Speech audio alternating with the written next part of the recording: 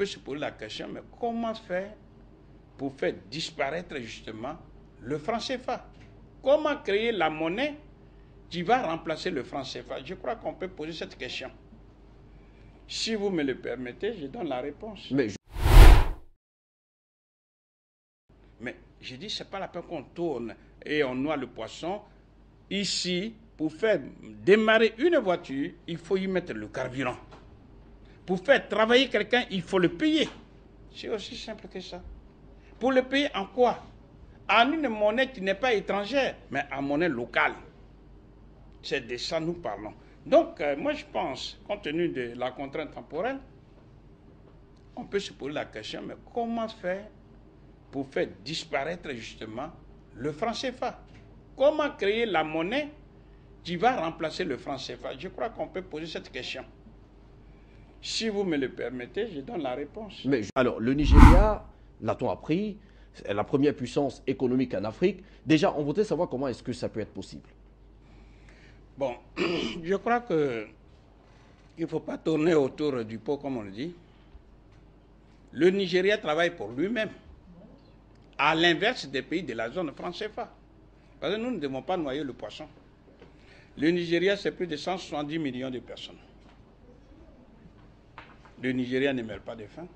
Ce sont les forces de travail qui créent la richesse. C'est ce que les Africains doivent comprendre. Les Nigériens, quel que soit tout ce qu'on peut leur reprocher, pas d'ordre, etc., mais ce sont des gens qui travaillent. Et on ne travaille pas pour rien. On travaille quand on est payé. Bien sûr, il y a le pétrole là-bas. Mais il y a aussi des pays de la zone franc CFA, comme le Gabon, le Congo-Brazza, et puis je ne sais pas.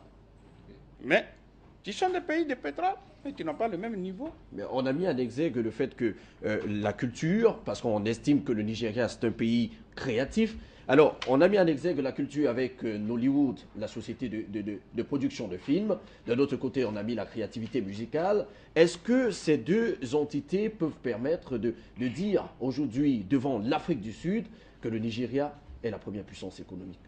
Bon, personnellement, je ne me lance pas dans cette guerre de premier ou deuxième, mais ce que je sais, c'est là mon objectif.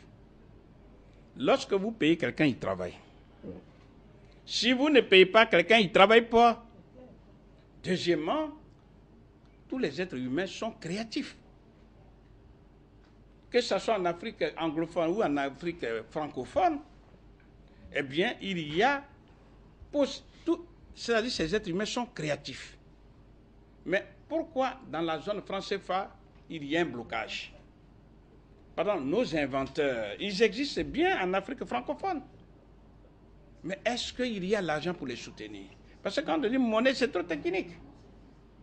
Donc, ici, moi je pense, il faut tout simplement tirer les leçons pour dire, voilà des gens qui ne sont pas sujets d'une autre puissance comme l'Angleterre, qui ont leur propre monnaie, qui travaillent pour eux-mêmes.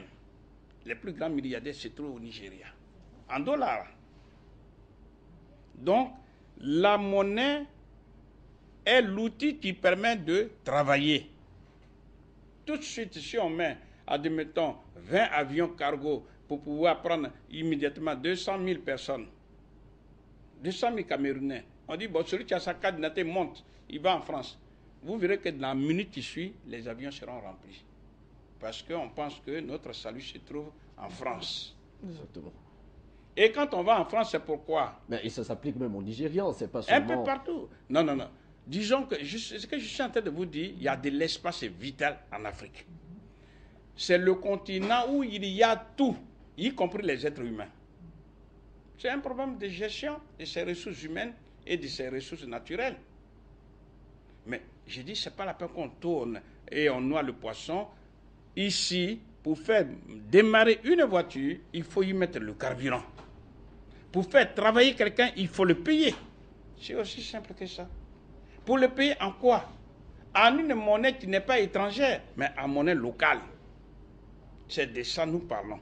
Donc, moi je pense, compte tenu de la contrainte temporelle, on peut se poser la question, mais comment faire pour faire disparaître justement le franc CFA? Comment créer la monnaie qui va remplacer le franc CFA? Je crois qu'on peut poser cette question. Si vous me le permettez, je donne la réponse. Mais justement, c'est à ça qu'on devait arriver. S'il Vous faut créez sortir du une franc monnaie, CFA, ok. prenons même une monnaie nationale, il faut 3 jours. 3 jours. Je m'explique. On va supposer que nous sommes un lundi. Le gouvernement se réunit et dit je veux créer la monnaie du pays. Le gouvernement a pris sa décision. Cette décision est inscrite dans un document qu'on appelle un projet de loi. Ça, c'est lundi, ça. Le mardi, ce projet de loi est déposé au bureau de l'Assemblée nationale pour demander l'avis du peuple. C'est-à-dire ceux-là même qui sont propriétaires du pouvoir de la monnaie. Que le peuple, est-ce que vous voulez la monnaie du pays? Ou alors voulez-vous rester dans la monnaie coloniale? Le peuple va approuver ce projet. On dit le projet est adopté. Le projet, donc, on a accepté de créer notre monnaie. Ça, c'est mardi, ça. Le mercredi, on appuie sur la machine, sort les billets de banque, les voilà. C'est ça. La monnaie La monnaie, là. C'est C'est ça la monnaie du pays. Ok.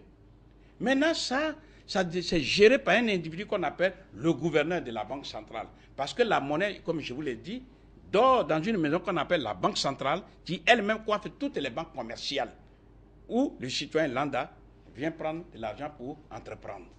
Si vous avez la monnaie du pays, au nom de quoi vous pouvez dire aujourd'hui, les fonctionnaires ne sont pas payés? Des pays comme Centrafrique, 36 mois, les fonctionnaires ne sont pas payés. Les agents de l'État ne sont pas payés. Des salaires qui sont bloqués pendant 25 ans. Parce que nous sommes dans la dépendance vis-à-vis de la France. C'est ça. Donc c'est de ça qu'il faut parler avec sérieux, avec insistance. Que créer de la monnaie, ce n'est pas de la mer à boire. Ça dépend de l'État. Ça, c'est déjà un. Deuxièmement, quand vous avez fini de créer la monnaie, il faut la gérer. La gestion aussi, ce n'est pas de la mer à boire. On n'a même pas besoin d'être un économiste pour gérer une monnaie. Pourquoi? Quand vous prenez votre voiture, dans la jauge à essence, admettons que c'est 60 litres, vous faites le plein d'essence, vous voyez que c'est rempli. Et vous continuez toujours de mettre. Qu'est-ce qui va se passer? L'essence se verse, c'est du gaspillage. Mais c'est exactement comme ça la gestion de la monnaie. Vous savez, pour un pays comme le Cameroun, on dit qu'il faut 10 000 milliards. Très bien. On imprime pour les 10 000 milliards. Maintenant, si l'individu qui est là, c'est un inconscient, c'est-à-dire le gouverneur de la Banque centrale, au lieu de produire 10 000 milliards, il produit 100 000 milliards. Ça crée l'inflation d'origine monétaire. Parce que l'inflation n'est pas seulement d'origine monétaire, mais c'est de ça qu'on parle. Ça, là, c'est une question de bon sens. On se pose la question, qu'est-ce qui bloque les Africains? Donc, comme on dit chez nous, quelque part en Côte d'Ivoire, que le poisson pourrit par la tête. Donc, la France a compris ça. C'est pourquoi elle place ses gouverneurs, ses sous-préfets. Et ces gouverneurs qui Ça sont veut bien dire payés. que pour qu'il y ait un véritable changement, et je réponds à la question de notre sœur, il faut un éveil de conscience. Il n'y a pas de véritable développement d'un pays sans éveil de conscience. Donc, dans un premier temps, il faut aller vers le peuple, j'insiste sur le mot, aller vers le peuple, vers le citoyen lambda, pour dire, voilà ce qui te fait mal. Il n'y a pas de fatalité. Donc, c'est pourquoi, depuis 15 ans, madame, nous faisons ces conférences. Et l'essentiel de ces conférences, c'était jusque-là en France. On a été aux États-Unis, on a été au Canada, etc. Et après, nous avons pris conscience que c'est en Afrique, et en Afrique, qu'il faut mettre le centre du combat.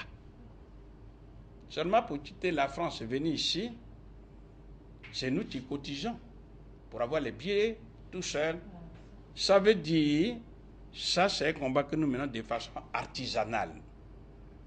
Mais pour mener ça de façon professionnelle, il ne suffit qu'un seul Africain qui nous écoute et qui a pris conscience du problème. Il dit bien un seul. Il dit, je vous finance, mais ne dites pas mon nom. Que ce Ça soit suffit. anonyme. Un seul, Okay. je dis bien un seul. Parce que ceux qui sont au gouvernement, ceux qui sont les officiels, ils ont le devoir de parler le langage de l'entreprise. tu les as embauchés. Okay. D'accord. En tout cas, c'est ça. Donc ici et maintenant, s'il y a un seul, peu importe son rang, il dit, j'ai compris. Voilà, je finance cette campagne. Et nous avons déjà commencé partout ce qu'on appelle le mouvement pour la souveraineté économique et monétaire de l'Afrique, en abrégé le MOSEMA, qui a été créé en Côte d'Ivoire, et on met partout des sections, partout. Ici, nous sommes au Cameroun, on est en train de mettre les sections. Mais, comme on dit, l'argent, c'est le nerf de la guerre. Il suffit qu'un seul seulement. Il dit, dans peu de temps ou pour X raisons, parce qu'il y en a qui ont l'argent, il dit, je vais participer au combat. Justement. Je voudrais être anonyme. Et il finance les déplacements. C'est aussi simple. Vous verrez que dans les jours qui arrivent, dans les mois qui arrivent, c'est la base qui va bouger. Ok. Et qui va porter en triomphe nos dirigeants pour dire, vous ne dites rien, parce qu'on sait que vous êtes enchaînés. Non, vous êtes enchaînés. C'est vrai, donc professeur. c'est la population, comme un seul homme, qui va s'élever contre cette monnaie coloniale. Okay. La France n'aura pas d'autre choix que d'accepter le changement.